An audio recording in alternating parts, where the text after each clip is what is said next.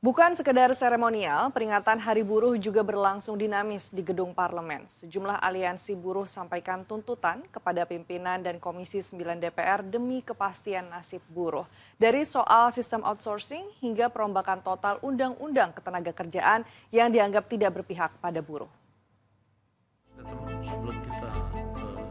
Gedung DPR RI jadi saksi ketegangan perwakilan buruh dan wakil rakyat. Audiensi berlangsung dinamis saat Aliansi Serikat Buruh Indonesia menyampaikan aspirasi secara belak-belakan. Ada 3 tuntutan utama: upah minimum, penghapusan sistem kerja outsourcing, pembentukan undang-undang ketenagakerjaan baru yang melindungi buruh.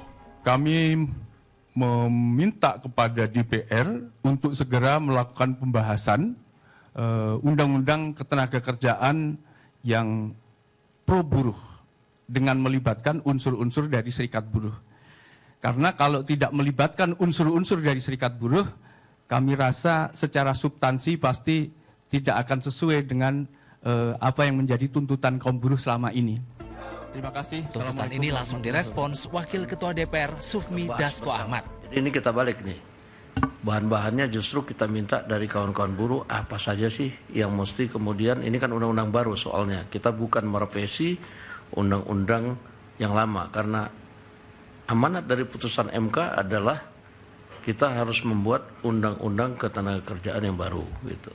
Nah, ini kita serahkan yang masak teman-teman buruh gitu. Nah, jadi kita tunggu, tapi pada prinsipnya pemerintah juga sudah minta bahwa sampai dengan akhir tahun ini itu undang-undang tenaga kerja harus selesai.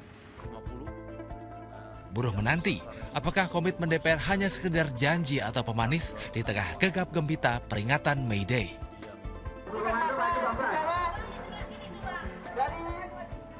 Aksi penyampaian pendapat pada Hari Buruh yang dilakukan oleh buruh, petani hingga mahasiswa di depan gedung parlemen berakhir pada Jumat petang. Aksi damai sempat diwarnai api yang menyala di tengah jalan. Namun massa akhirnya membubarkan diri. Sementara itu, ratusan orang yang diduga hendak memicu kerusuhan saat aksi peringatan Hari Buruh di Jakarta ditangkap polisi. Petugas menyita botol berisi bensin, ketapel, kembang api, serta botol kosong dan kain yang diduga akan dirakit jadi bom molotov. Polisi juga menemukan dokumen rencana untuk melakukan kerusuhan. Bisa tergambar dengan jelas mereka sudah mempersiapkan rundown acaranya. Jadi per jam mereka sudah mempersiapkan kapan mereka melakukan serangan atau serbuan kalau bahasa di sini.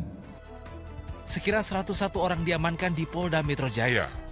Berkat pemeriksaan, polisi mengedepankan pendekatan humanis dan restoratif guna cegah eskalasi provokasi dalam peringatan Hari Buruh. Tim MTek Media melaporkan.